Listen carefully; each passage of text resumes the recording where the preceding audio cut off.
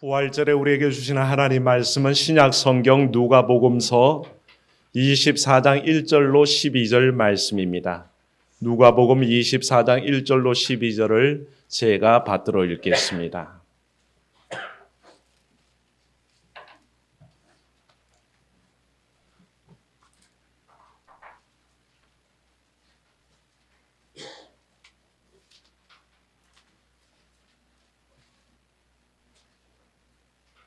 안식 후 첫날 새벽에 이 여자들이 그 준비한 향품을 가지고 무덤에 가서 돌이 무덤에서 굴려 옮겨진 것을 보고 들어가니 주 예수의 시체가 보이지 아니하더라. 이로 인하여 근심할 때 문득 찬란한 옷을 입은 두 사람이 곁에 섰는지라. 여자들이 두려워 얼굴을 땅에 대니 두 사람이 이르되 어찌하여 살아있는 자를 죽은 자 가운데서 찾느냐? 여기 계시지 않고 살아나셨느니라. 갈릴리에 계실 때 너희에게 어떻게 말씀하셨는지를 기억하라. 이르시기를 인자가 죄인의 손에 넘겨져 십자가에 못 박히고 제3일에 다시 살아나야 하리라 하셨느니라 한데, 그들이 예수의 말씀을 기억하고 무덤에서 돌아가 이 모든 것을 11 사도와 다른 모든 이에게 알리니, 이 여자들은 막달라 마리아와 요한나와 야고보의 모친 마리아라. 또 그들과 함께 한 다른 여자들도 이것을 사도들에게 알리니라. 사도들은 그들의 말이 허탄한 듯이 들려 믿지 아니하나 베드로는 일어나 무덤에 달려가서 구부려 들여다보니 세마포만 보이는지라. 그 된 일을 놀랍게 여기며 집으로 돌아가니라. 아멘. 이는 하나님의 말씀입니다.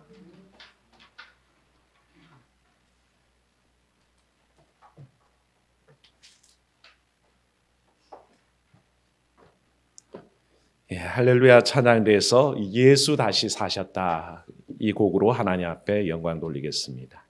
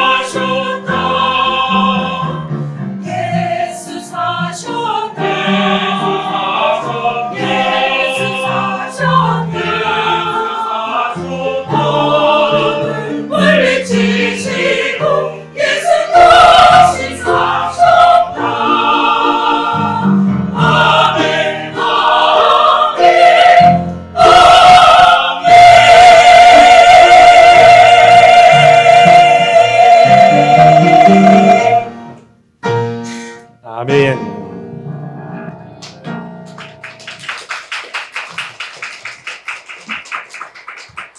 은혜로우신 주님, 부활하신 주님을 찬양합니다. 찬양대가 목청껏 주의 부활을 축하하며 찬양할 때 영광받아 주시옵시고, 같은 마음으로 박수하며 마음을 드리는 모든 성도들의 그 부활 찬양이 하늘에 상달되게 하여 주옵소서.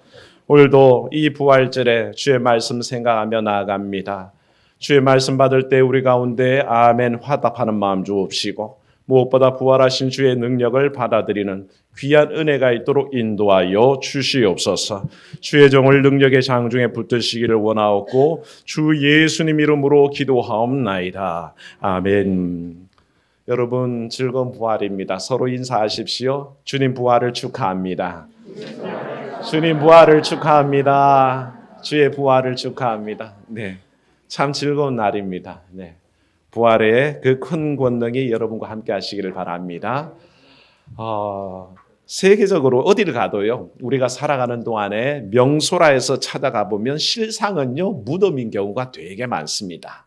이집트를 찾아가는 사람, 피라미드 대단하다고 찾아가 보지만 그 뭡니까? 왕의 무덤이죠.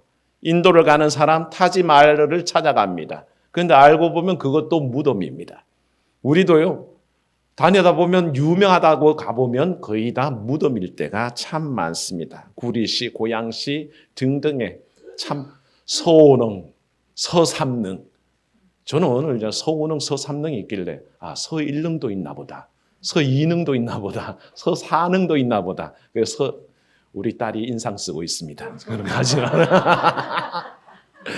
제가 좀 그쪽에 약해가지고 몰랐는데 4개의 능이 모여 있고 5개의 능이 모여 있는데 다 왕후들의 무덤이더라고요. 경주를 가다 보면요, 시내 곳곳에 아주 큰 무덤들이 참 많습니다. 지금도 그대로 있죠. 다 왕족들, 귀족들의 무덤입니다.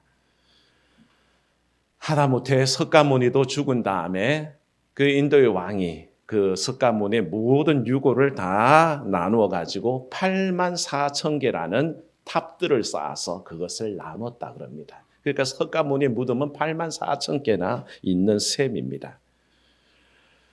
마호메트는 죽어서 메카에 묻혔고요. 공자는 죽어서 중국의 산동성 공림, 자기 가족 무덤에 그렇게 안장이 됐습니다. 유명한 사람치고 무덤 없는 사람이 없다는 것이죠. 그런데요, 놀랍게도 우리 주님은 무덤이 없습니다. 왜 없을까요? 네, 예수님의 시신이 누워 계시지 않기 때문에 그렇습니다. 성지 순례를 가도 예수님의 무덤은 찾아볼 수가 없습니다. 단지 예수님이 계셨던 장소라고, 누워 계셨던 곳이라고 추정되는 장소만 2군데가 있습니다. 하나는 성묘교회라 그래가지고 그 예수님이 돌아가셨던 자리라고 그 자리를 기념해서 세워놓은 교회, 그 자리가 예수님의 무덤터라고 주장을 하기도 하고요.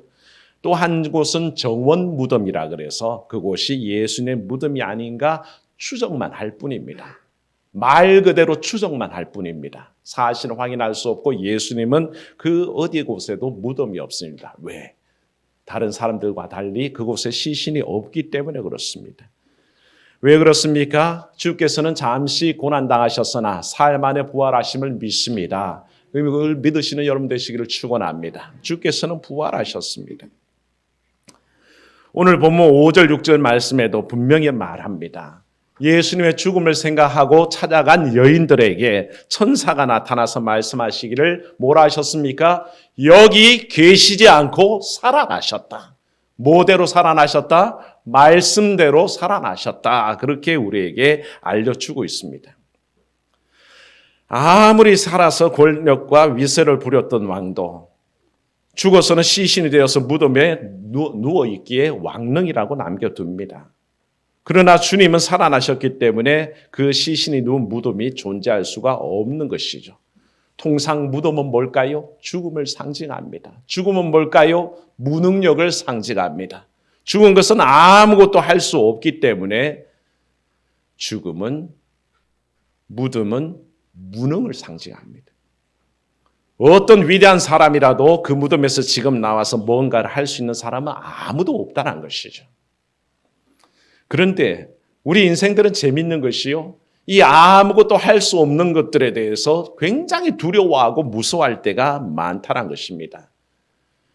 우리가 두려워하고 무서워하는 게 뭔가를 한번 생각해 보십시오. 살아있는 것과 죽어있는 것 생각할 때 우리는 죽은 것에 오히려 두려움을 느낄 때가 있습니다.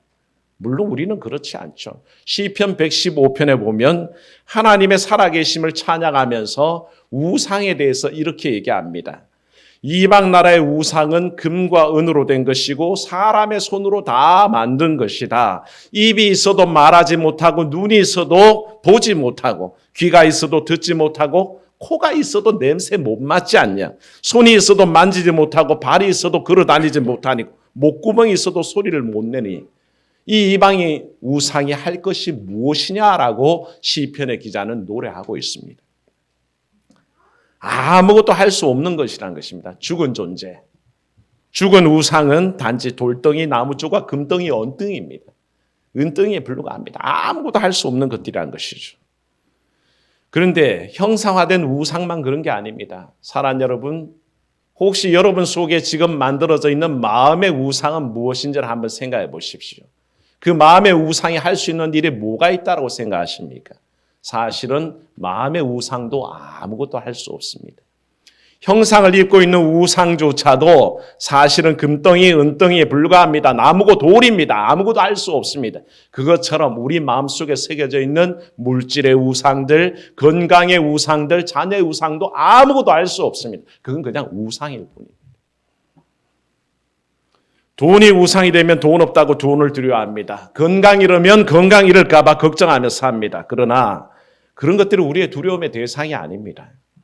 그것은 우리 몸을 잠시 불편하게 하기도 하고 우리를 해코지 하기도 합니다만 그것이 우리 영혼을 어떻게 할 수는 없다는 것입니다. 여기 주의 말씀이 있습니다. 들으십시오. 몸은 죽여도 영혼은 능히 죽이지 못하는 자를 두려워하지 말고 오직 몸과 영혼을 능히 지옥에 멸하실 수 있는 그를 두려워하라. 사랑하는 여러분, 우리 하나님 두려워하시기를 축원합니다. 왜냐하면 우상 따위는 다 죽은 존재들이기 때문입니다. 그러나 우리 하나님은 살아계시고 주 예수 그리스도께서는 부활하신 것을 믿으시기를 축원합니다. 그 부활하신 능력이 우리에게 행하시는 일들을 우리는 봐야 된다는 것이죠. 그러나 사람이 어리석으면 하나님의 살아계심을 볼 수가 없습니다. 하나님의 살아계신다는 이 진리를 모르면 어떨까요? 어떤 이들은 이 하나님이 죽었다고 생각하고 그래서 우상들처럼 아무것도 할 수 없다고 생각합니다.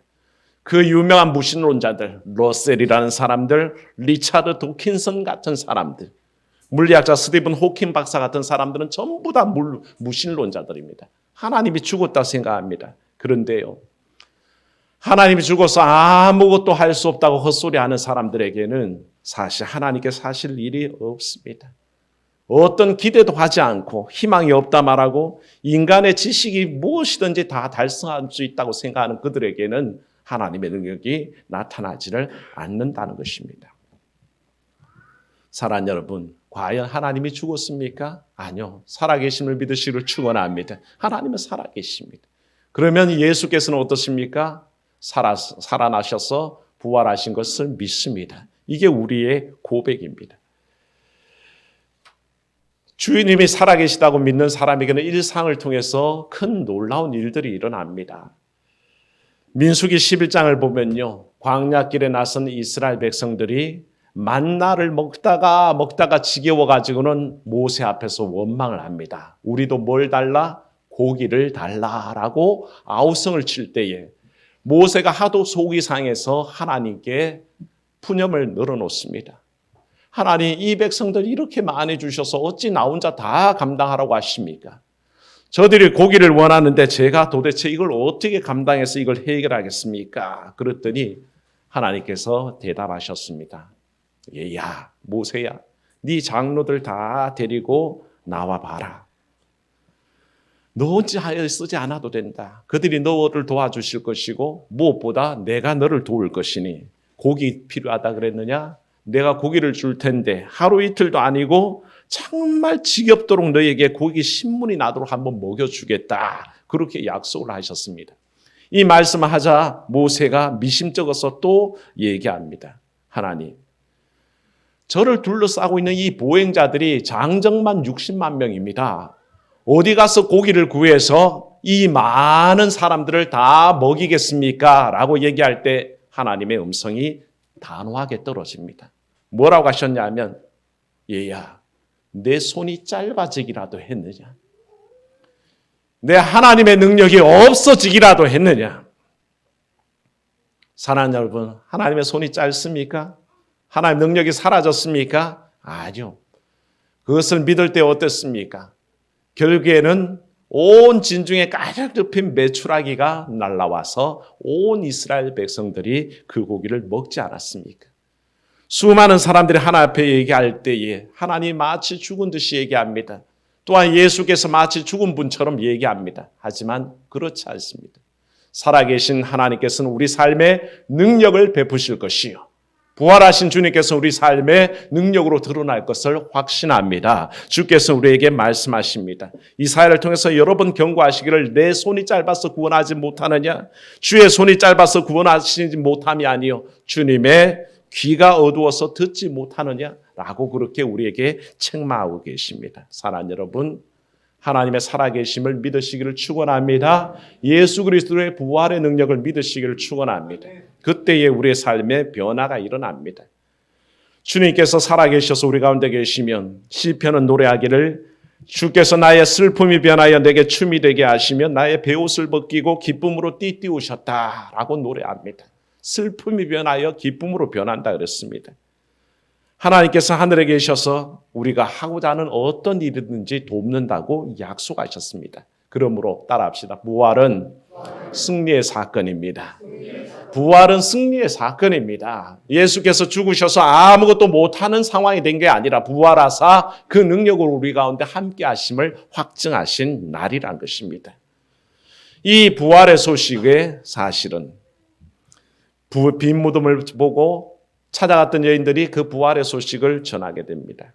천사들이 전한 소식은 이러했습니다. 5절에서 7절 말씀에 자세히 나와 있지만 천사들이 말하기를, 어찌하여 살아있는 자를 죽은 자 가운데서 찾느냐? 당연하죠. 주님은 살아나셨는데 어찌 죽은 무덤에서 찾겠습니까? 여기 계시지 않고 살아나셨느니라. 갈릴리에 계실 때 너희에게 어떻게 말씀하셨는지를 기억하라 하고 얘기합니다. 천사의 명함이 그러했습니다. 주님께서 뭐라고 말씀하셨던지 기억해라. 갈릴리에서 분명히 말씀하지 않으셨느냐? 그때 말씀하시기를, 인자가 죄인의 손에 넘겨져 십자가에 못 박혔다가 제3일에 다시 살아나야 하리라 하셨던 그 말씀 기억하느냐라고 물었을 때에 여인들이 그것을 기억해냈다고 그랬습니다. 오늘 말씀 8절에 보십시오. 그들의 예수의 말씀을 기억하고, 지금 당장 부활의 주님이 눈앞에 보이는 건 아니지만 천사들이 전해주기를 그 말씀 기억해라. 갈릴리에서 분명히 죽었다가 산다고 하신 그 말씀 기억해라. 이 말씀을 여인들이 기억해냈습니다. 말씀대로 살아나셨구나. 신실하신 주님께서 그 약속하신 바를 실천하셨구나 하는 것을 그들은 확정하게 됩니다. 사랑하는 여러분, 죽었다가 다시 살리라 약속하신 그 약속을 믿으시기를 축원합니다. 그렇다면, 그 약속이 이루어졌다면 여러분들이 나중에 다시 부활할 것을 우리 또한 말씀에 의지하여 믿을 수 있다는 것입니다. 말씀을 기억하는 사람, 말씀 듣는 사람, 말씀이 그 삶에 살아있는 사람들은 그것이 이루어질 것을 믿는다는 것입니다. 그러면 부활의 권능, 죽었다가 사는 일이 우리 가운데 이루어진 것을 믿는다면 내 삶에 변화가 일어날 것을 여러분 믿지 않겠습니까? 우리의 삶에 하나님의 능력이 임한다는 것을 믿지 않겠습니까? 바로 그 부활의 사실을 믿는 사람들은 우리 삶의 변화 또한 믿는 줄로 확신합니다. 그러나 인생들이 다 믿을 수 있는 건 아닙니다. 부활의 그 능력 앞에서 혹시 마음이 흔들린 분들은 이 말씀 가운데 위로받아 보십시오. 11절 말씀에 같이 한번 읽어볼까요? 시작. 사도들은 그들의 말이 허탄한 듯이 들려 믿지 아니하냐. 누가 믿지 않았다고요? 사도들이라 그랬습니다. 예수님의 12 제자들이요, 예수님의 부활을 증언하는 여인들의 말을 딱 들을 때에 그 말이 허탄한 듯이 들려 믿지 않았다 그랬습니다. 오늘날 우리가 2000년이나 지난 다음에 예수님의 부활이 미심쩍은 것은 별로 걱정할 바가 아닙니다. 예수님 당시에 12제자도 그걸 허탄해서 믿지 못했다 그랬는데 우린 그래도 적어도 12사도와 거의 동급입니다. 아무리 흔들려도 동급입니다. 그러나 믿어지는 여러분, 사도보다 더 뛰어난 믿음인 것을 믿으시기를 축원합니다. 믿어지니까요. 그런데 놀랍게도 사도들조차 그게 안 믿어졌다라고 얘기하니 성경이 얼마나 솔직합니까? 다 그냥 믿었다고 얘기하는 거 아니라 11 사도들조차도 예수님이 부활했다는 그 말을 들었을 때 허탄한 듯이 여겨져서 믿지 않더라라고 얘기했으니 성경이 솔직하게 인간의 마음을 대변하고 있죠. 그렇다면 어떻게 사도들이 믿게 되었을까요? 그들의 삶을 나중에 돌아보면요. 그들이 지금 주의 말씀을 듣고도 그 여인들의 증언을 듣고도 부활이 믿어지지 않을 그때에 부활의 주님은 또한 사랑의 주님이셨습니다. 허탄한 듯이 여겨져서 믿지 못하는 그 제자들에게 하나하나 찾아와 주십니다. 그래서 사실은 오늘 말씀에 이어지는 13절에 보면요. 엠마오로 실망해서 내려가는 두 제자에게 나타나셔서 친히 만나 주셔서 그들과 함께 지내시며 부활의 권능을 증명하셨습니다.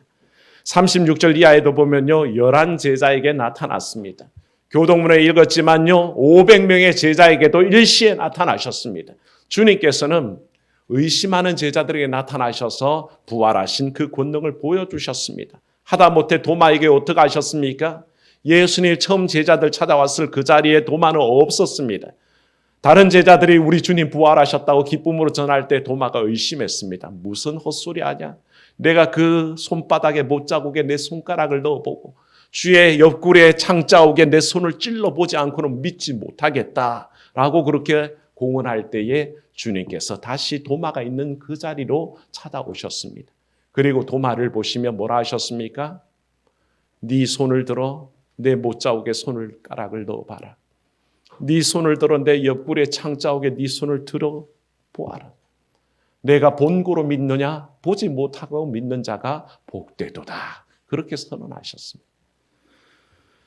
부활이 사건이 허탄한 듯이 들리는 모든 사람들에게 사실은 주님께서 만나 주시기를 원하십니다. 사랑하는 여러분, 부활의 주님 만나시기를 축원합니다. 이 만남이 있었기 때문에 사실은 그 부활의 증인되어서 수많은 제자들이 주의 부활을 증언했습니다. 이런 만남이 있었기 때문에 허탄한 듯이 여겼던 그들이 주님을 만남으로 말미암아 이 기독교가 2000년 이어오는 동안에 수많은 사람들이 그 부활의 주님 만나고 그 권능을 증거하고 하나님의 살아계심을 선포하고 있다는 것입니다. 사랑하는 여러분, 그 부활의 역사가 오늘 우리에게 전달되어 있습니다. 그렇다면 우리는 어떻게 살까요? 부활의 권능을 믿을진데 죽음과 같은 고통 가운데서 승리하게 하시는 주의 권능을 믿으시기를 축원합니다. 여러분의 삶이 지금 어렵다고 생각하십니까? 부활하신 주님은 그 상황을 바꾸어 주실 줄로 믿습니다. 그게 바로 부활의 권능을 바라보는 믿음입니다. 주께서 찾아오셔서 부활하신 그 주의 영광에 우리도 참여하도록 인도하고 계시기에 우리 모두는 오늘도 부활의 소망이 넘쳐나는 줄로 믿습니다. 그 부활 속에 또 부활하신 주님을 꼭 만나는 우리 모두가 되기를 주의 이름으로 축원합니다. 은혜로우신 하나님, 부활의 승리의 소식을 나눕니다. 이 세상에 누구라도 무덤을 가지고 죽은 다음에 그 시신이 그 자리에 누워 있으나 우리 주께서는 참으로 무덤이 없으십니다. 부활하셨기 때문입니다. 이 부활의 권능을 믿는 우리 모두에게 오늘도 그 부활의 능력이 나타나게 하사 참으로 소망 없는 중에 소망을 되찾게 하시고 무능한 중에 능력을 되찾게 하시고 절망 중에 희망을 발견하도록 인도하여 주시옵소서. 무엇보다 우리 믿음을 두고 기도합니다. 주의 살아계심을 믿을까 말까 하는 그 왔다 갔다 하는 갈대 같은 심령 속에 찾아오셨던 부활의 주님을 바라보게 하여 주시옵소서. 12 제자조차 주의 부활을 증언하는 여인들의 말을 허탄하여 믿지 못했다 했습니다. 하물며 2000년이 지난 현대 우리가 주의 부활을 어찌 믿겠나이까? 하지만 믿음으로 확정하게 하셨고 바라보게 하셨고 이제 부활의 주님 만나게 해주시니 감사합니다. 오늘도 소망하는 우리 모두가 부활의 주님 만나고 그 권능 가운데 살아가게 하사 절망이 변하여 희망이 되게 하시고 참으로 눈물이 변하여 기쁨이 되게 하시고 웃음이 되는 역사가 나타나게 하여 주시옵소서. 주 예수님 이름으로 기도하옵나이다. 아멘.